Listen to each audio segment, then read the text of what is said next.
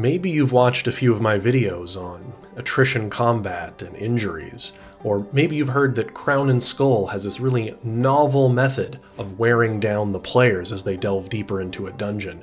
Or maybe you've heard people talk about Blades in the Dark on Reddit ad nauseum, and you're wondering, maybe something's there that I would like to design from. Or maybe you've already cast off the shackles of hit points and are ready to embrace the dark side of wound systems. Melodrama aside, I want to help guide other designers who may be interested in designing their own non-standard hit point system or health abstraction system in their tabletop role-playing games, and how to approach building wound system or injury systems, because it can be really daunting at first. Hi, I'm Peter, creator and lead designer of Tales from Elsewhere, and I've been playing these tabletop role-playing games for going on 25 years now. And on this channel, I try to cover subjects regarding the designs of tabletop role-playing games, both as a longtime player and dungeon master, as well as a game designer myself, as I'm working on my own series of tabletop role-playing games called Tales from Elsewhere, same name as this channel, the first of which is Clockworld, a post-apocalyptic action horror Weird West setting. Before I dig in, I want to give a shout out to the Shields Rest YouTube channel. I was watching some of their videos and I actually won a giveaway that they had. They sent me this really cool hat and a dice bag handmade that has my logo on it. I just happened to be part of one of their giveaways and won. They're really cool guys. They talk a lot about the overlap between leadership and inspiration with tabletop role-playing games, like as a GM, how you also can act as a leader for your group. And I like a lot of their content. Just thought I'd give them a shout out. I'll put a link down below. Thanks guys for sending me that merch. This isn't sponsored. I just happened to win a giveaway. So that aside, let's hop in.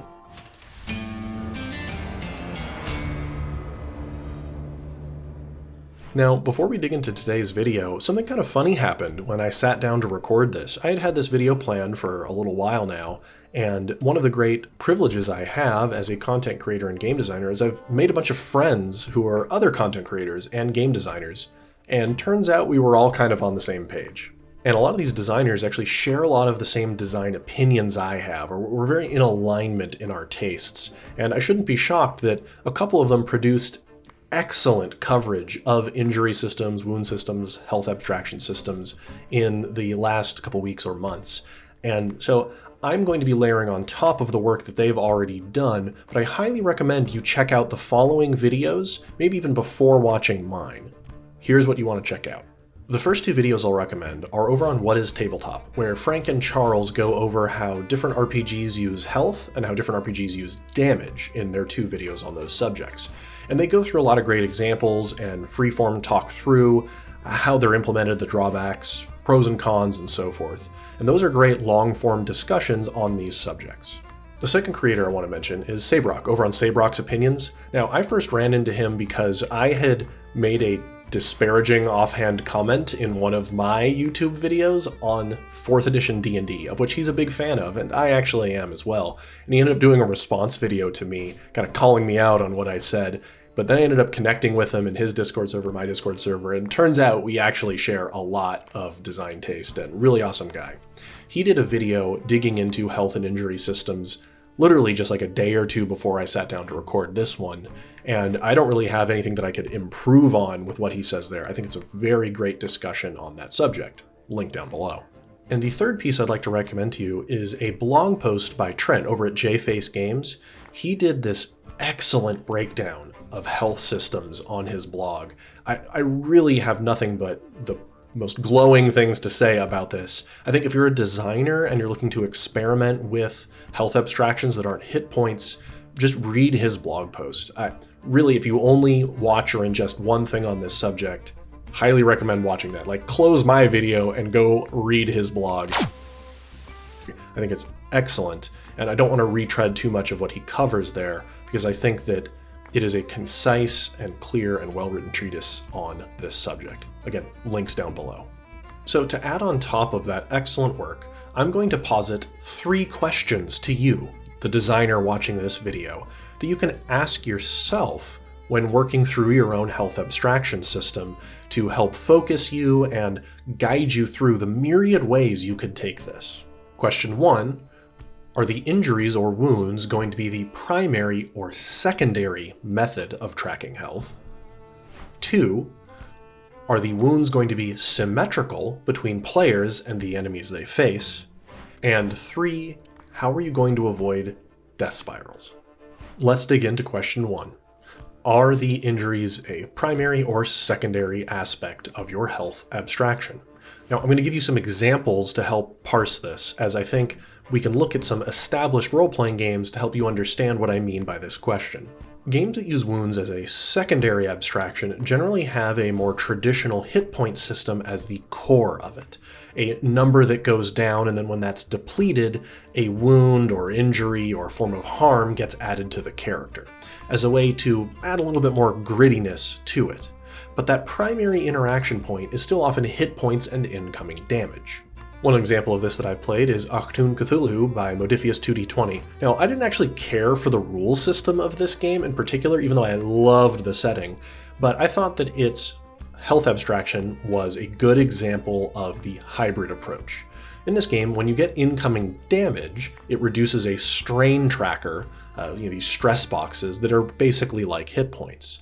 And if they get depleted, or if you take a big enough hit in one go, then you also gain an injury, which is an abstracted and more narrative-focused box you fill in that becomes a truth about your character, sort of like a narrative tag that you can roleplay, it debilitating you contextually. But it's really a traditional hit point system with an underlying wound system beneath it. And we'd say that's secondary to the hit points, right? So your primary abstraction of character durability is still a hit point equivalent, even though they don't call it hit points. And its wounds would be secondary. There's nothing wrong with that approach. You do still get the benefits of the streamlined health system that most people are used to, hit points, while still getting to add in some narrative consequence should a character get a sufficient enough hit. But it isn't leaning fully into a wound system like the next type I'll describe. When a game makes a wound system its primary health abstraction, there usually isn't some sort of numerical barrier that you have to get through before wounds are taken. These are games that make it so the character takes one incoming packet of information that then debilitates them in some way, and they can only be debilitated so much before they die or incapacitated. Now, in both these cases, there are usually a discrete number of incoming harm that a character can receive before they're dead. So in a way, they both still are abstracting a number of hits. But when the injuries themselves are the way you track them, it's usually a more direct line to something a little bit more evocative than just, I took 4 damage. So let's take a look at some examples. One of the most well-known and best examples of this is Blades in the Dark. In Blades in the Dark, you have consequences and harm being just a form of consequence. When a character messes something up, when something bad happens to them, they can receive harm, which they fill in on a small tracker. They can only have a couple boxes of these things before they are actually killed. Now, they write in a keyword to represent the type of harm that they had, and the more severe that harm is, the more debilitating the results. This is a classic and awesome setup that works very well to communicate immediate evocation when a character receives that harm. Now, in a system like Blades in the Dark, you're not trading blows back and forth. It doesn't have traditional initiative or action economy or hit points.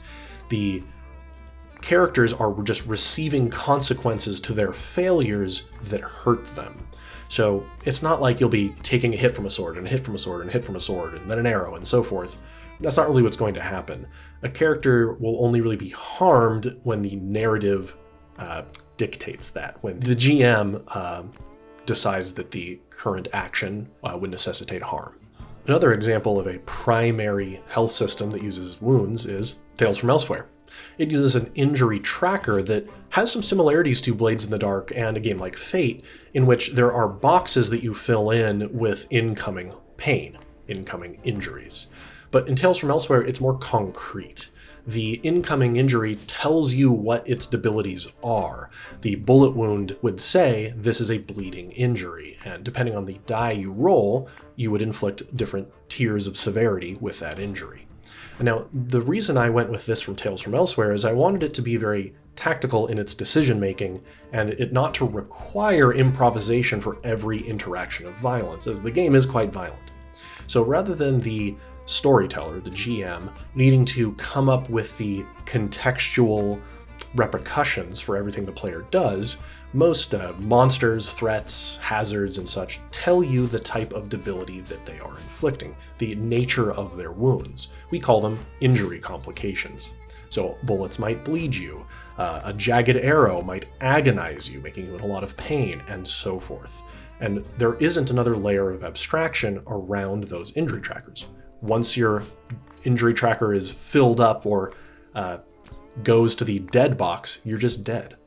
And you can skip ahead. You don't have to increment along the way.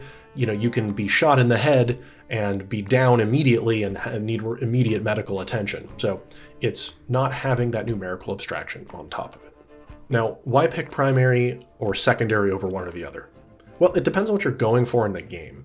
Primary abstractions tend to be deadlier. They make the character feel much weaker or more vulnerable to the harm that exists in the world. It keeps them more grounded. It means any violent exchange is very dangerous for the players, and that can serve your game if that sort of tension and vulnerability is what you're going for. But if you want your game to have a little bit more heroism to it, have a little bit more durability to the characters, using a hybrid approach where the wounds are a secondary health abstraction can be helpful, because then something a little bit more padded, like hit points, can result in a character trading blows a little bit before they're actually losing a limb or down bleeding out from a gunshot. So it depends on the level of grittiness and horror often that you're going to, that's going to guide this decision. The second question is, how symmetrical will this structure be? Now, I'm not referring to balance and symmetry like I cover in one of my earlier videos. This is literally just asking, are you using the same health abstraction for the players as you are for the enemies that they face? Some games only use a wound tracking for the players themselves.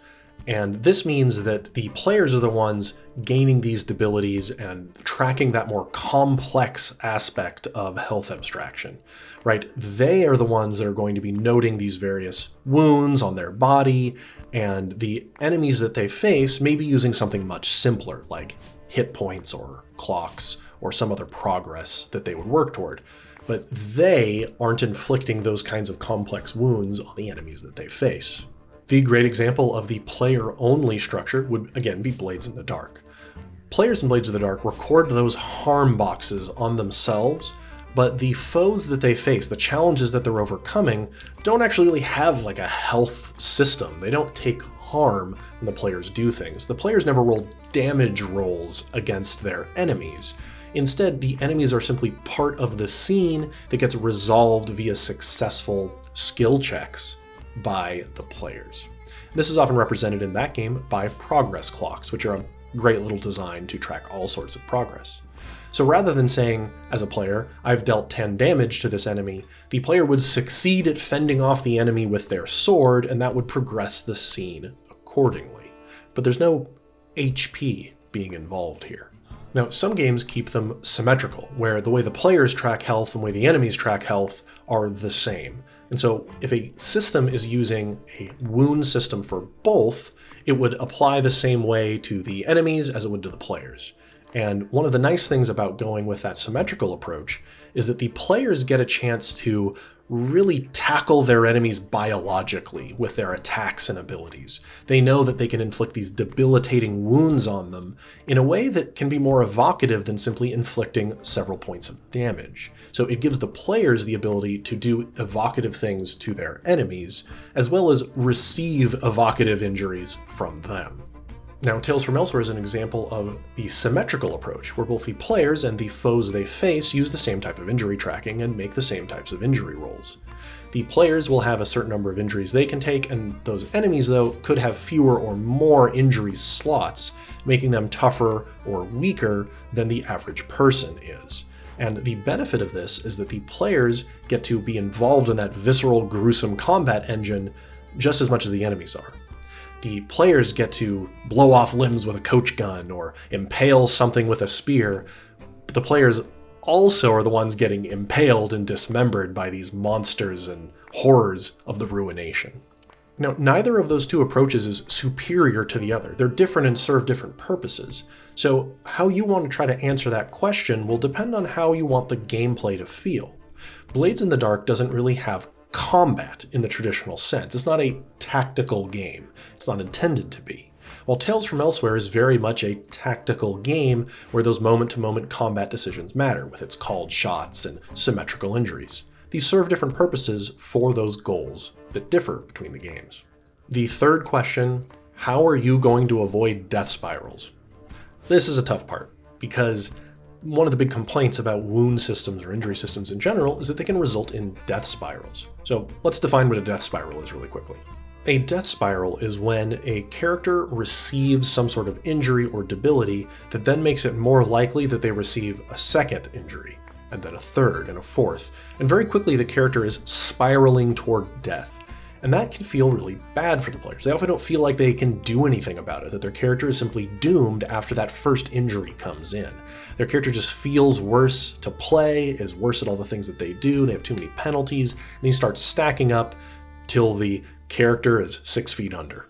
Now, maybe you want death spirals in your game. Maybe that's part of your design goals, and that would be fine. You just be upfront about it to the players in the system itself, that this is a game that your character will be doomed in, and that's intentional. But if you don't want death spirals, let's talk about some approaches that can help mitigate those issues. One of the best ways to avoid death spirals is to give the players agency over how debilitating those injuries are and how long they last. What I mean by that is, give the players some other structure within the rules, whether that's items, consumables, abilities, that let them hold off death a little longer. So maybe they've received a really bad wound to a limb that slows them down. Make sure there's some rules in the game that let them splint that leg so they could recover some of their lost move speed. Or if there's a bleeding wound, there's some way to patch that up temporarily to at least stop them from getting worse and worse at combat. Because those death spirals result when the players can't properly defend themselves for subsequent injuries. So if there's tools the players can use, either cooperatively or solo, to reduce that impact, it goes a long way to avoiding those death spirals. The other design approach with these wound systems that can help avoid death spirals is to be cognizant of how hard those injuries are to remove from your health abstraction, how long they last. Are these the kind of things that the character has to grapple with, for multiple sessions? Is it something that's permanent to their character? Is it something they need to get some sort of rest or downtime to recover? Or do they only really last for that fight alone? Trying to be cognizant of that can really help you dial in the severity of a death spiral. Let me explain how I tackled that death spiral issue in Tales from Elsewhere. So the focus of it was to make the injuries dramatic in the moment, but have them fall into the background a little bit after that moment has passed. Kind of like you see in a lot of action movies. The scene in which the hero is hurt is very dramatic and the wound is relevant, but then you'll see them, tie a bandage around their arm and we kind of just forget that a high caliber bullet just went through their shoulder. That's what I was aiming for. Injuries in Tales from Elsewhere have a severity, which tells you whether it's a serious injury, critical injury, or worse. And they have complications, the actual debuffs, conditions that are applying to you when you receive them. The way it works is, while you have that injury, you're affected by those debuffs. But if you treat the injury, which is something you can do in a fight by tearing a piece of your shirt and tying off the shoulder, or using a poultice or some kit or consumable, you check a box next to that injury that says it has been treated. This means that none of its complications apply to you. So the blood loss or pain or whatever is applying to you from that wound is no longer relevant for that scene. You've splinted the leg, you've patched the wound, and you keep on fighting. Now, I didn't want the wound to be irrelevant long term, and that's why you don't actually erase the injury from the sheet. It stays there and accumulates over time, acting as a form of attrition for the character, as they can't be absorbing all of this gunfire and stabs forever. They do add up. And there are effects in the game for various threats and hazards that cause any injuries they have to become untreated again. Wounds can open up again, or limbs could need a resplinting from various effects. So they're still relevant, but they've fallen in the background until they're ready to be removed. Now, removing the injuries from the sheet is something I oscillated on a lot. Are they removed during a breather, which is like a quick rest you'd get in between fights, or are they something that you would need downtime, a reprieve to get rid of? And I ended up falling on that reprieve option. So the way it works is you do accumulate these injuries over time, and they stay on your sheet a long while until you can make it back to town and actually have a little downtime to get rid of them. And that's because a goal in my game was that the players feel like they're just people, maybe action hero people, but they're like Bruce Willis in Die Hard. They're not a god, they're just some guy. And those wounds will add up over time and bring them closer and closer to their ultimate demise. But that doesn't mean that's the best way or the only way to solve that problem. You may want to give more wiggle room or even less to your players depending on how deadly you'd like the game, as that death spiral knob in game design is one of the best ways to control the durability and heroic level of the characters. So I covered a lot there, I know, and I want to really reinforce this idea that the options I've described in some of the games I've cited aren't the only ways to tackle this. I think that the tabletop design community is starting to really get into what wound systems can be. We're seeing more and more indie games testing out things that aren't just hit points, and I think that's great, as I think there's so much design space that we can explore there to come up with cool systems that really tell some awesome stories. So if you're trying to design your own wound systems, I definitely recommend checking out the links below for the other content creators and designers that I've cited. I think they will provide you the bulk of what you need to really get cooking on that. And then my video here is just sort of sitting on top of their excellent work. If you've made it this far in the video, I want to thank you. It's great that you stuck it out and watched me ramble for a while. I really appreciate you, the viewers. I'm always so active in the comments, in the Discord server, Patreon page. And if this was interesting to you, I release a new video every week on this YouTube channel talking about some other tabletop design aspect. So come back next week and I'll be doing the same. I also release additional videos every week on the Tales from Elsewhere Patreon page for the paid patrons. It's a whole nother 20 or so minutes of me deep diving a subject relevant to the prior video I released. If that sounds pretty cool to you, take a look at the Patreon page. Well, anyway, thanks again. I've rambled on long enough here. I will catch you next week on Tales from Elsewhere.